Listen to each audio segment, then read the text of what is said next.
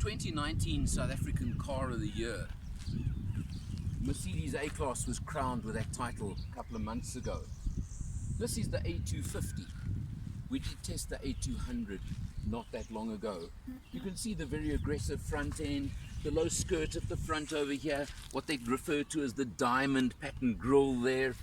All the features and all the aggressive looks of the A-Class with a little bit extra because it's the 250 version.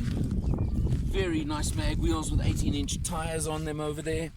Run flat tires, so you do get that slightly harder ride, but that's just par for the course over here. A little bit of a body kit over there. You can see the skirt and of course the standard A-Class hatchback shape over here. Coming round to your boot, which is a fair size, no complaints, and comes with a nice rubberized mat over there to keep goods from sliding around, slipping around. And of course, don't forget, as I said, run flats, so you don't have a spare tire underneath there. You've got a compressor in case you do have a problem with the tire.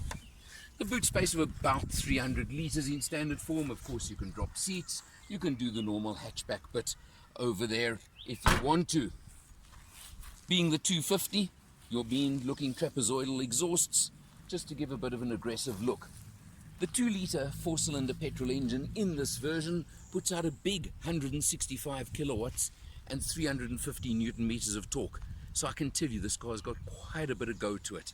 And it's the performance that really counts on this one. It may not be an A35 or 45 or any of those, but let me tell you, at 165 kilowatts, that's pretty powerful for a small to medium hatch. Let's check it inside. For the young family or for a family, well, I've got plenty of legroom in the back over here. If the driver's seat's set for myself, headroom's more than adequate. You've of course got what they refer to as almost tombstone effect on the front seats with the very high headrests. It does sort of compromise your view through the front for rear passengers a bit. That would be my only complaint about the back seat of the A-Class. Driver's perspective, the A-Class certainly is very comfortable, very luxurious.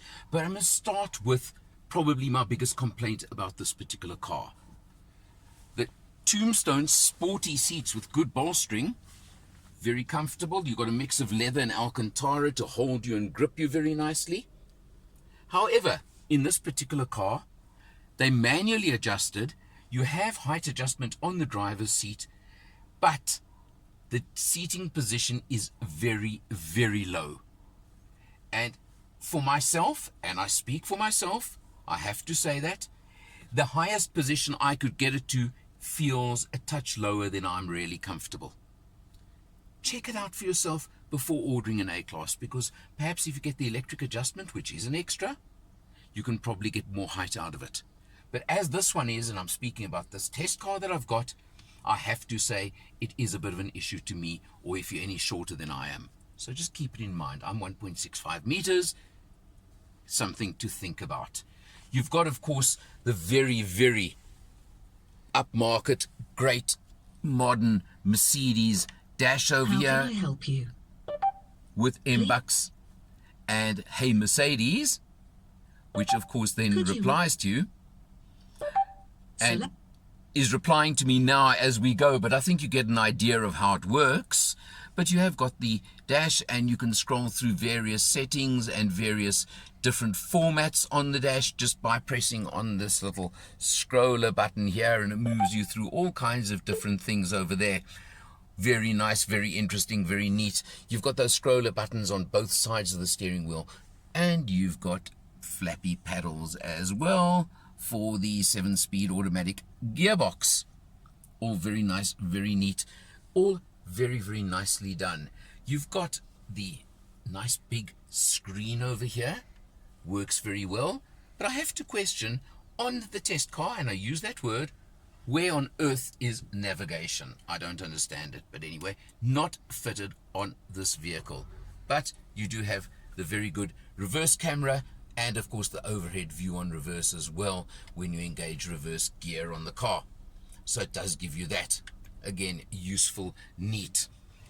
I mentioned it is the 7-speed automatic gearbox. You've got this very neat ventilation system over here, the three big round vents in the center with the controls below, nice and neat. You've got interesting feel and touch to the dash and the effects.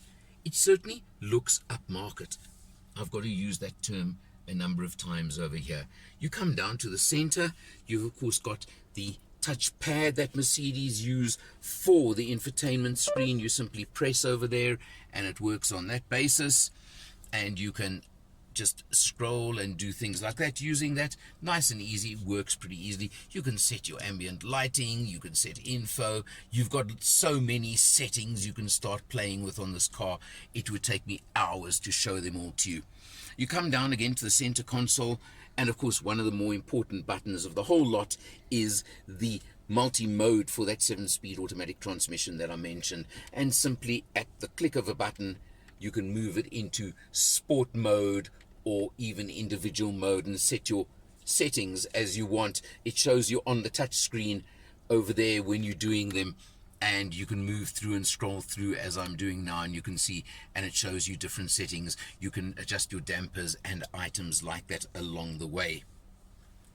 Well, the A200, interesting car. I've certainly enjoyed driving it. There is the prestige of Mercedes, of course, that you do get with the car. The nice flat bottom steering wheel with red stitching. It's got a lot of the touches to make it feel sporty. But one of the questions I have to ask is, at 597,000 Rand for this model in base form, and with an overzealous hey Mercedes system that keeps trying to answer me while I'm talking here, what would you like to do? You've got all of those things.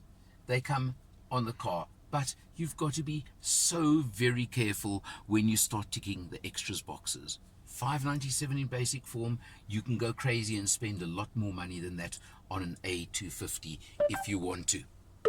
It'll give you the prestige of Mercedes. It gives you certainly the go and the power and the handling and everything else of the 250 with this engine. I've mentioned the 165 kilowatts. You get all those things. You get a 5-year, 100,000 kilometer maintenance plan included as well. So it's got it all. And it certainly deserves its title of the current SA Car of the Year. Competitors, all the major marques have got competitors in this category as well. There's a long list of them. It's again a car you need to check out, you need to drive, and you need to see for yourself. I've done 384 kilometers on this test, and we are showing 7.8 liters per 100 kilometers. You can see it over there on the dash I'm showing you now. Now that's without trying to be economical in any way whatsoever. In fact, that's been enjoying the performance of the car. So I'm pretty sure you can equal or better that figure if you are careful about it. Again, up to you. Overall, I think it deserves its title, and I think that says it all. For Motor Matters, I'm Eleanor, and I'll see you next time.